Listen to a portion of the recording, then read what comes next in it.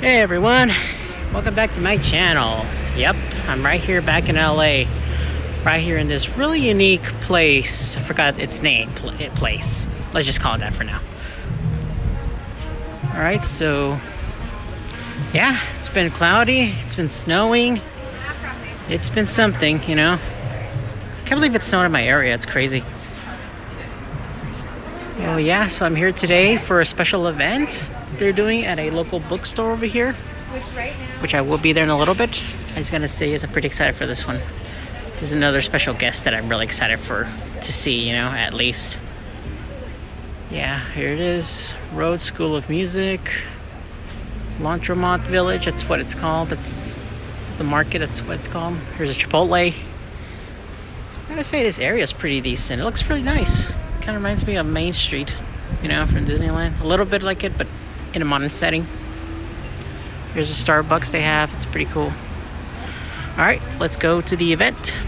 It won't start till a couple of hours, but I'm here anyway because, you know, I get bored being here, you know. I'm not bored, but I mean, like, I get bored where I live. But the point is that I'm here today.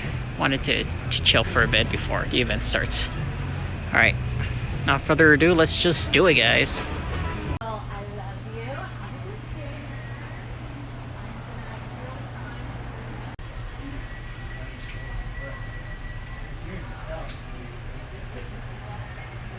Okay, they're getting ready to set it up for the event, so hey, pretty excited for this one.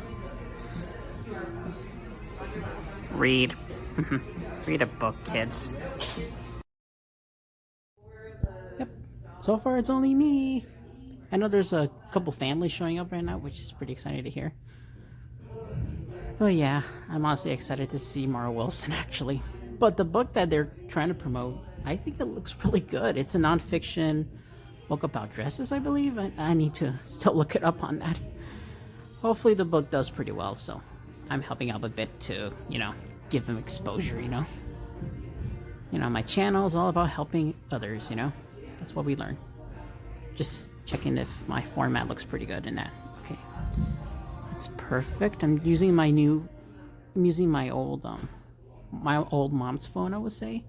Because she has a really good camera in 4K, so I can use this to do B-roll footage on this thing. And also has a ultra widescreen mode, so I can like have a better cinematography experience of filming, you know, make sure that it looks really good in that format. All right, so off to the next moment, the next scene. All right, quick update, they just added the books, so here's the books if you're interested. Here it is, Jeffrey Wright. I mean, Jeffrey Wright. Not Jeffrey Wright, the voice actor. No. Jennifer Wright. My apologies. Here it is. Jennifer Wright's book. Yep, I think they're here.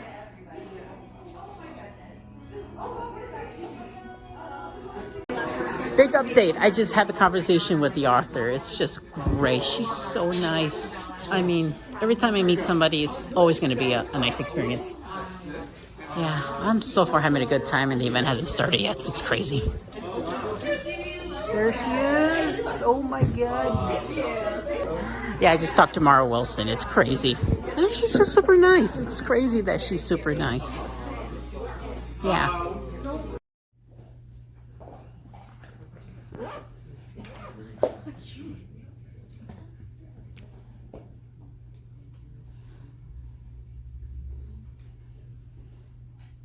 I feel like I did this a little prematurely. Talking. Who are you wearing?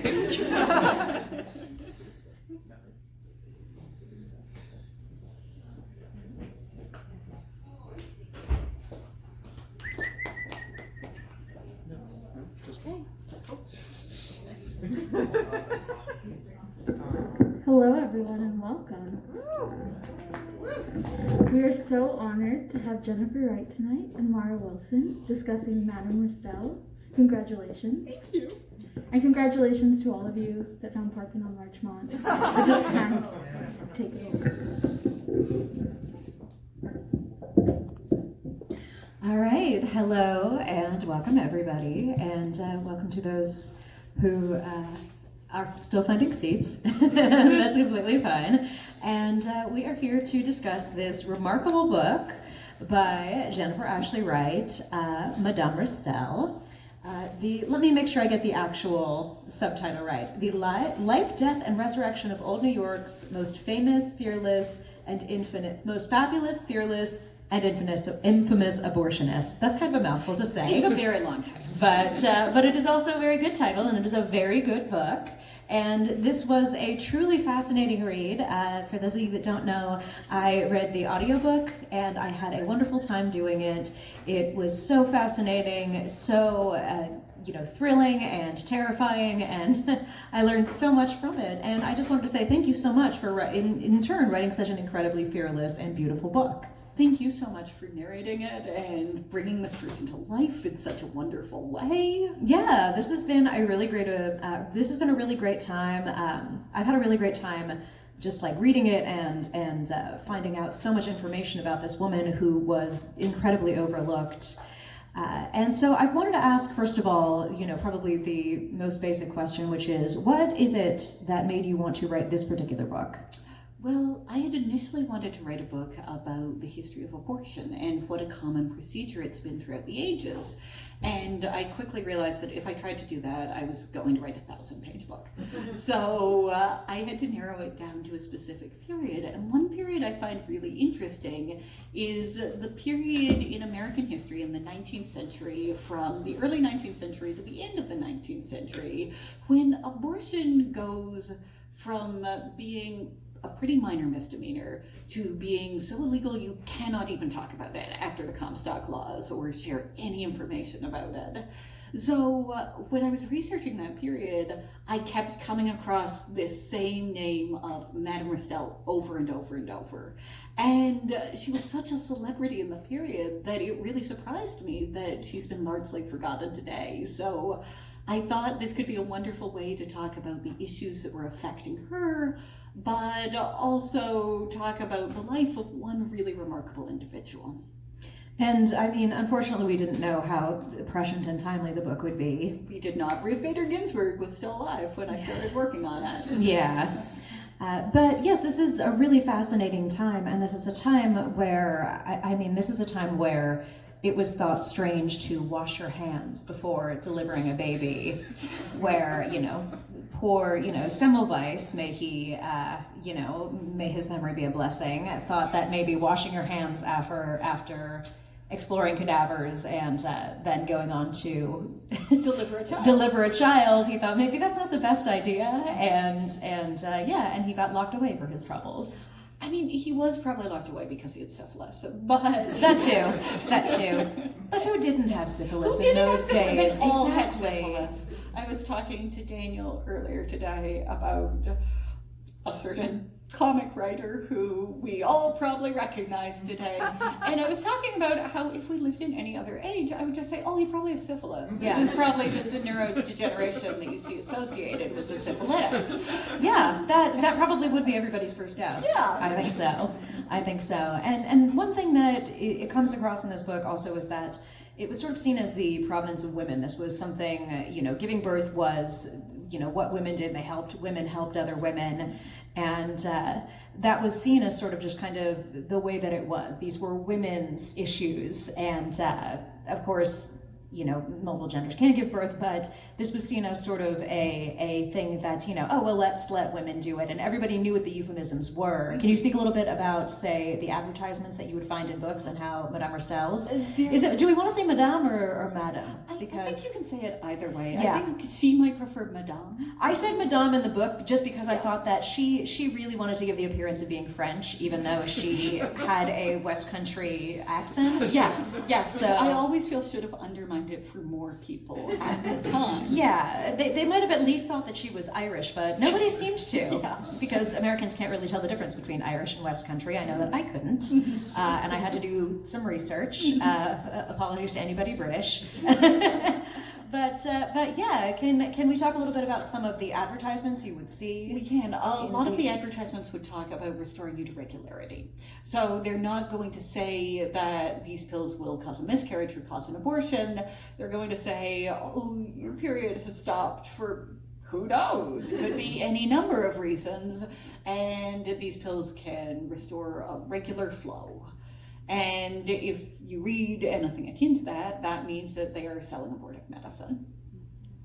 Yeah, there were all kinds of advertisements for this, and there were all kinds of people who were doing this kind of thing. But Madame Restell kind of made an empire out of it. And as far as we know, is it true that she did not?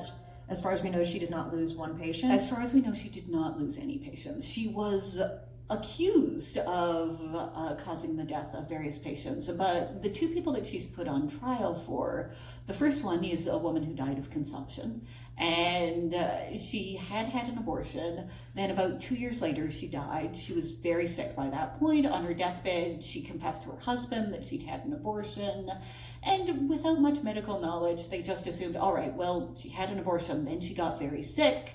This must have been what caused it. With the benefit of current medical knowledge, we know that probably wasn't the case. Unless somebody was coughing on her relentlessly through that abortion. Which probably wouldn't have been the case. Madame Restell seems to have, kept things pretty clean. Yeah. Yeah. And the other trial that Madame Restell underwent was for a woman who had syphilis, and she went to her doctor because she had become very ill, and her doctor said, unless you tell me I can tell you've had an abortion. Unless you tell me who did it, I'm not going to do anything to help you. So the doctor then reported it to the authorities, and this woman was put on trial kind of against her will.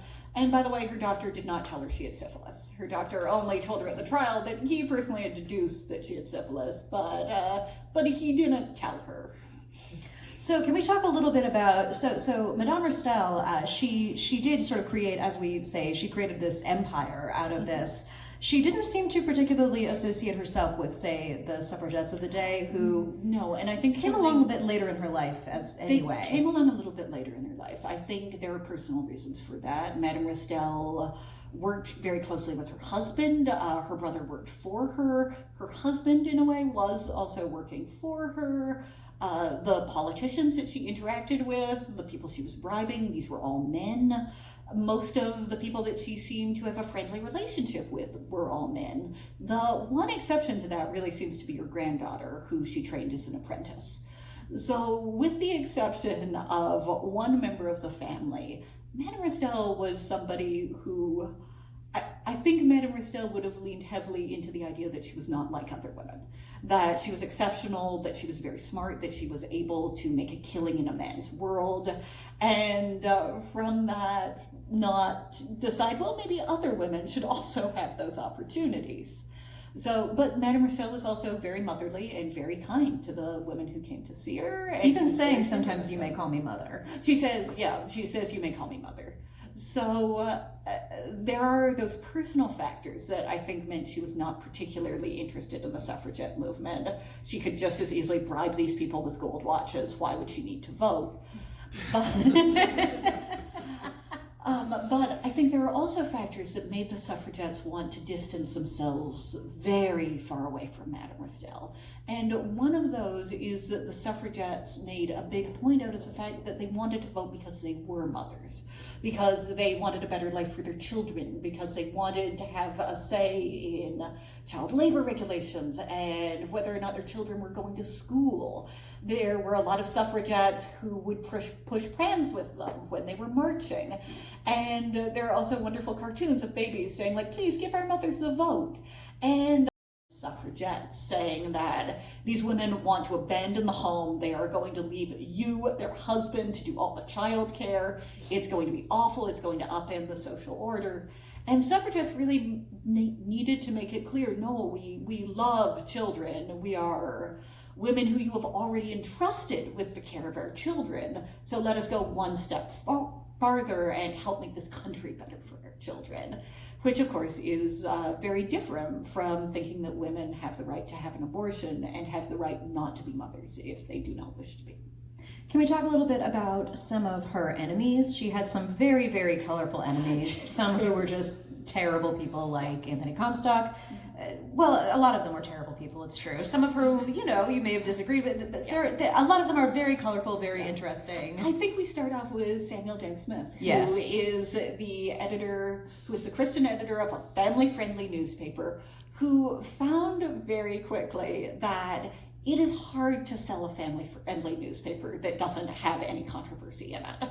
So Samuel Jenks-Smith really needed an enemy that he could write about in his Christian newspaper, and he zeroed in on Madame Restell. And I think, in a way, Madame Restell was very obliging, because Madame Restell wrote very long editorials back in the New York Herald talking about how all of Samuel Jenks-Smith's arguments were stupid. The editors of the Herald were also a little in love with Madame Restell during this period. So She was known for being very beautiful and very fashionable. very stylish, very charming, very funny. And people love to talk about her carriages. They also. did. They loved to talk about her carriages.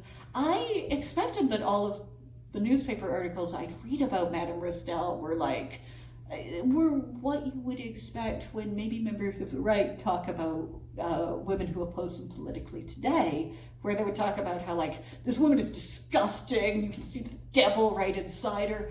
It's not like that. Even from her enemies, they talk about how, like, it's so confusing because she's very beautiful and she's very nice to talk to and she's very fun to hang out with, and also her carriage is the best and her house is the best house we've ever seen. No notes, not tacky at all, super beautiful. Yeah, we had a lot of fun imagining who would play her in an Yeah, we adaptation, did, and we were like Charlize Theron or like Ava Green. Ava We came up Green. with We talked about Ava Green. Yeah. Yeah, somebody like that who's you know, just remarkably beautiful but has a little bit of steel in there. So she starts off with Samuel Jenks-Smith. They have kind of this fun rivalry going in the newspaper, where Samuel Jenks-Smith does believe that this allows women to subvert their Christian duties, that they should just be producing children for their husbands, and that would be good. He has very traditional views for the time, which means that he also hugely supported slavery. But his views were not surprising or outlandish to me. And then Samuel Jenks-Smith dies. And then her newest rival is George Dixon.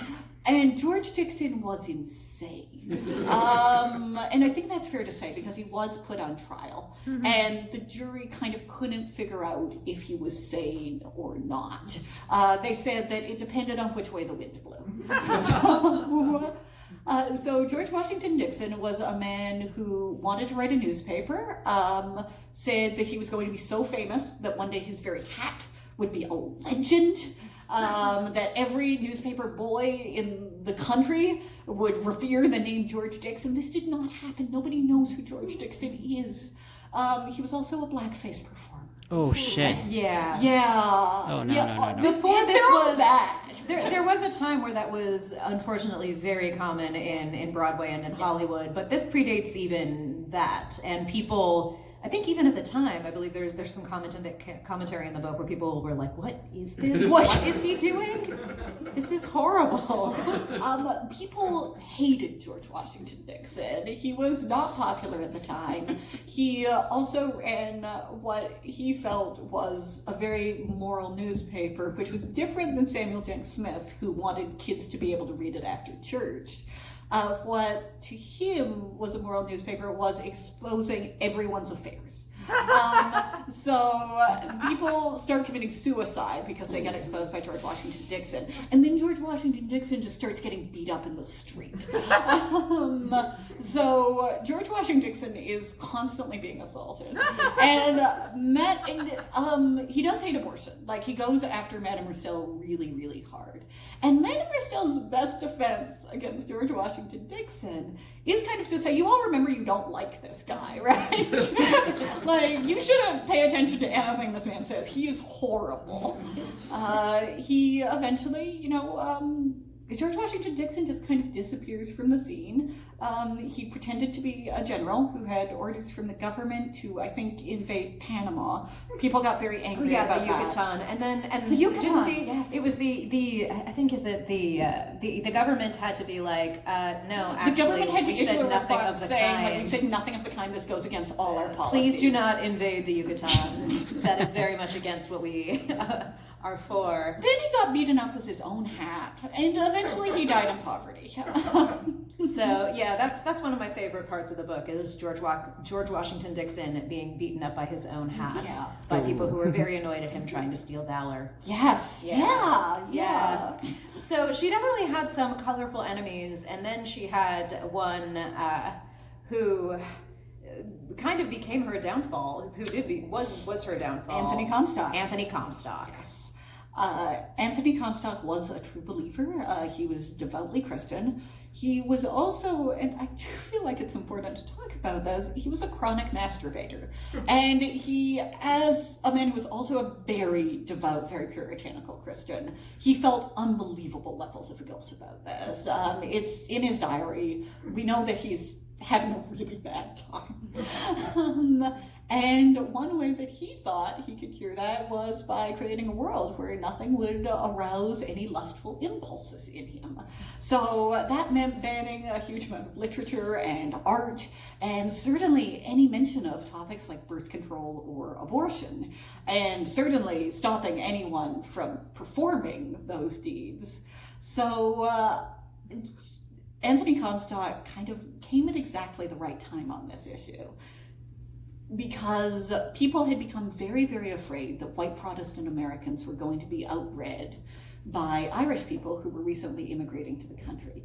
And then those fears of being replaced only escalated after the Civil War, where there was also a huge number of newly freed Black people. So George Washington Dixon, when he came to New York after the Civil War, was really lucking into a time where there were levels of fear regarding abortion that had not been there in the 1830s when Madame Restell was starting. There had also been a really unfortunate case with an abortionist named Rosenzweig, who was very poorly trained, killed a patient, and then stuffed that patient's body into a trunk and tried to ship her out of the city on a train. You can't do that, the body will smell. So he was exposed immediately, and there was a lot of fear regarding abortion, and Anthony Comstock really zeroed in on this. He decided he was going to go after Madame Restell. This was after the passage of the Comstock laws, which banned any information regarding birth control or abortion. And he went to her house in disguise. He said that he had a lady friend who was pregnant and needed not to be pregnant. I think he told her that she was very ill, like she couldn't do this. And Madame Restell basically gave him some pills and said, okay, these will work by Thursday. If they don't, come back and we'll go from there. And Anthony Comstock did come back, but he came back with the police. And she asked if she could go in her own carriage. She asked if she could go in her own carriage, and she demanded to eat a lunch of oysters before she went. She was very stylish and very fabulous to the end, even in prison. Even in prison. Yeah. Madame Restell had been arrested once earlier, and abortion was only a misdemeanor before the quickening, which is when a woman starts to feel the fetus move inside her. And it usually happens 4 or 5 months into pregnancy. So, Madame Restell still at that time performed an abortion after the quickening. The woman demanded it. Madame Restell really discouraged it, but the woman was like, no, I need an abortion. So Madame Restell performed an abortion into what would have been the second trimester. And successfully, the abortion went fine, but she was arrested for this, and she was transported to Blackwell's, which, if any of you have read Nellie Bly's report from Blackwell's Island about the madhouse, it was a very bad place to be. There were people who committed suicide upon hearing that they were going to be sent to prison in Blackwell's. And Madame Restell not only handled this with her typical aplomb, she immediately went out in and seemingly without actually bribing anyone, told the warden that she'd be taking over his office. The warden's wife needed to start making her lunches. She would not be wearing the prison uniform. She could not do any of the work that they were doing in the prison. Most of the women were working as seamstresses, and Madame Restell explained that she simply could not make a dress the way they could. Now, Madame Restell began her life as a seamstress. She was incredibly talented. There are reports of how her husband was a tailor and she surpassed him immediately. But one of I think the great bits is that Madame Restell makes like a sad little apron when she's in prison, and she's like, "Look, I tried so hard." So she made 3 other prisoners her servants, and they brought her feather bed in and out of her cell, and brought her books and reading lights. So Madame Restell had the cushiest time you could have on Blackwell's. Her husband visited her almost every day, and the only bribe we can find is that she was bribing the ferryman to bring in peaches, because she really enjoyed fresh peaches. So the warden of the prison was ultimately fired because you can't allow prisoners to take over the prison and make your wife cook them all their meals. But I think it is a testament to the brazenness with which Madame Restell did virtually everything in her life. Yeah, she really did. And I wanted to say, I wanted to ask you, and I know we've talked about this before, what do you think that she would say about birth control and abortion rights in the U.S. today and what we need to do? I think she'd approach it from a really financial perspective, which I think was always her perspective at the time, that it's not a question of focusing on this or focusing on economic issues, which I think sometimes people on the left can see it as being, of like, shouldn't we worry about student loans, or shouldn't we worry about income disparity in the country? Madame Restell's statement was always like, you will be financially ruined if you have more children than you can afford. That is the quickest way to poverty. And she had also seen the desperate straits that women were reduced to in her own time when they were unmarried women and they had a child, and now they could not make enough money to take care of themselves and their children. And one thing that I didn't know reading this book, I didn't know that there were no places for foundlings. And foundling children were children who were, born out of wedlock. Mm-hmm. There was nothing for them. Yeah. They were not accepted at orphanages. I did not know that either. I thought, why are none of these many unwanted children going to orphanages? And the reason is they would not accept them, because orphanages would accept children who had 2 parents who very unfortunately had died. Orphanages would not accept the baby of an unwed mother, because the idea was that genetically that child is already destined to be a prostitute or a criminal. So nobody would want to take them in. They died in overwhelming numbers. They would be sent to the almshouse, 90% of them would die. There really was no, one thing you hear a lot about is, it's a sanctity of life, it's a sanctity of children. There was no such thing. No. That was not even an argument in those times at all. It was just like, well, you're on your own, and you will live or you will die, and we're not. The biggest initial fear about birth control that is brought up by Samuel J. Smith and some of Madame Restell's earlier opponents is that it means that your wife can cheat on you. It means that if you are someone who goes away for 6 months and then comes back, normally you'll know if your wife cheated on you because she'll be pregnant. This way, she could be having an affair with everybody while you're gone, and that would just ruin the sanctity of marriage. So that's the first argument against her, is only when we get to Horatio Storer, kind of the leading anti-abortion advocate from this period, that he gets into the idea that life does begin at conception, and the woman is just a kindly nest. And that is why it is doctor's duty to take care of the potential male. He always calls it the potential male. He always makes it clear that this is potentially a person who has more value than the kindly nest that they are currently in.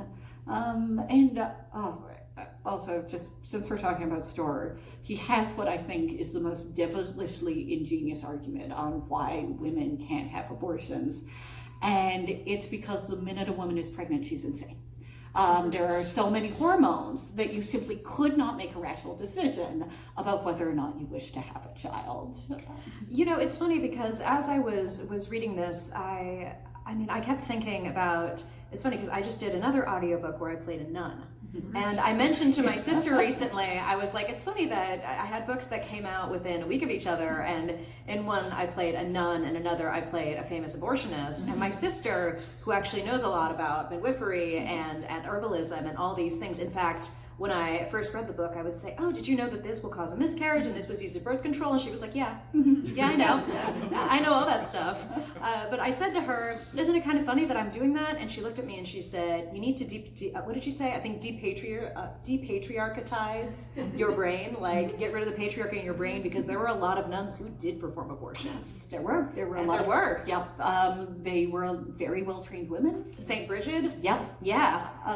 No, it's relatively recent that the Catholic Church has become as opposed to abortion as they currently are. And the Protestant Church didn't until they realized that people were deciding that, maybe racism was bad. And so they kind of switched over in the 70s to like, okay, well, you guys aren't really into, segregation anymore. Abortion, can we maybe do that? They kind of seized on that. Yeah. So that came much later.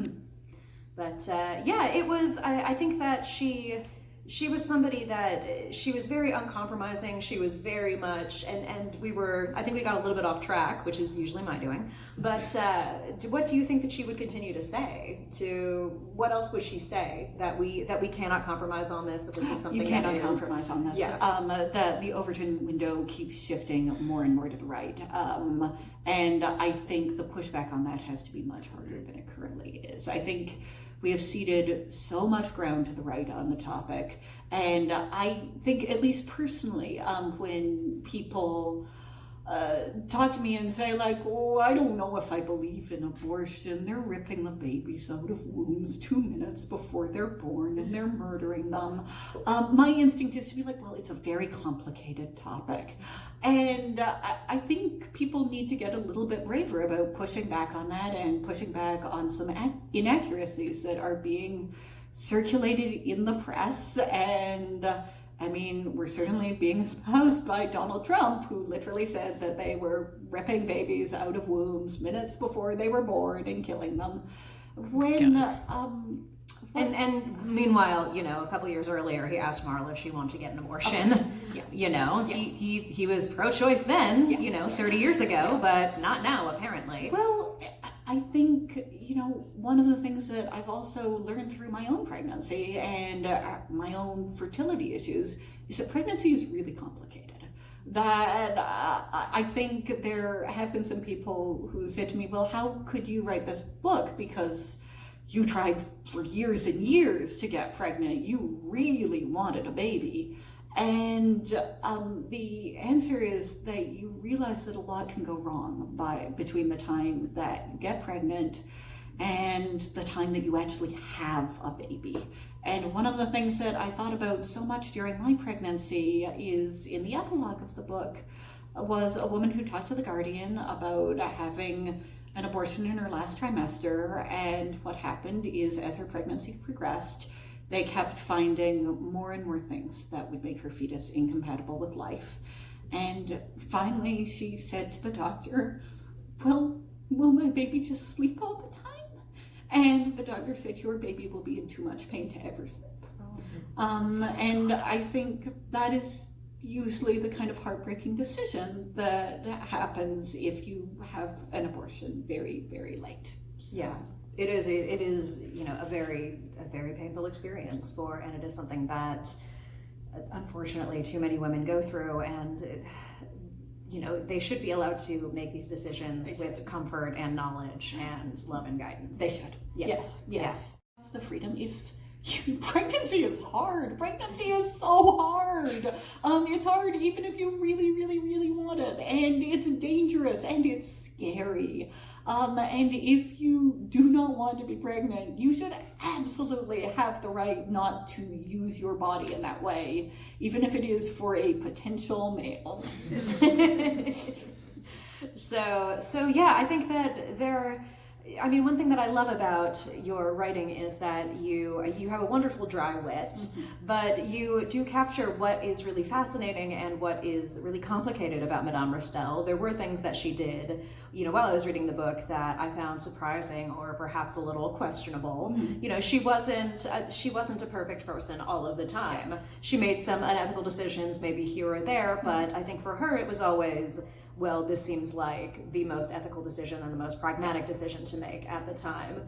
That she was, a complicated woman. She was a woman of her time, but in some ways she is also very much a woman for our time. Absolutely. Yes. So I think, could we open the floor up for some questions? Are we good for time to do that? Yeah. All right. And do we want to, how do you usually do this? Do you usually let people grab a mic, let people stand up? The present day. There's also a site called newspapers.com where you can get original copies of anything the Library of Congress has missed. And it is mind-blowing to me that I could just type in the term Madame Restell and see 400 newspapers come up from 1839. So that is phenomenal. There are obviously it can't just be newspapers about Madame Restell. There's a lot of other research that went into it in terms of medicine from the age and trying to read medical journals and the unpleasant experience of reading all of Horatio Storer's books. But it is such a gift that all of that information is just available on your computer. I think I've been reading a really interesting biography from the 1920s and thinking about the work that this man must have had to do to find the same amount of information that I was able to find the first day I was researching Madame Restell. So yeah, we're living in a really fortunate time. And speaking of that, how's it like to release this book in a perfect timing, especially what politicians are saying that everyone's pro-abortion, anti-abortion? Yeah, it's a real mixed bag. It is.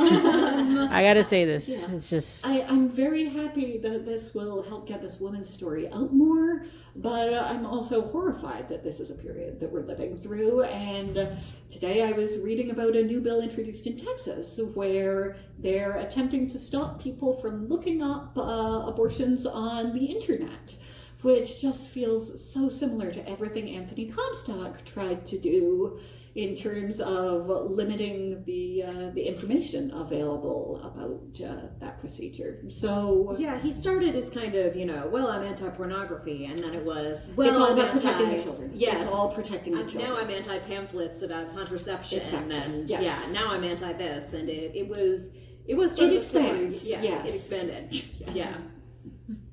Yeah, great. Well, it was a great night. I met a couple of great people, especially David Ganssle. That's pretty cool. Hello again, David. Nice seeing you again. All right, I'm gonna head home right now because I need to eat dinner now. So yeah, read the book, you guys. It's about abortion, so you gotta take that seriously because, man, these days during, the 2020s now, and other states legalizing abortions in other states. It's just crazy. I feel like this is important to tackle these things. But you know what? It's a good experience. I just had fun meeting the author, Jennifer. Hello again, Jennifer. And Mara Wilson. So glad to see her again. She's absolutely wonderful. All these people that I met are wonderful. All right, guys. So I'll be off for tonight. I'm going to go finish editing this crap and everything. Well, it's not crap, but it's just materials that I'm working with right now.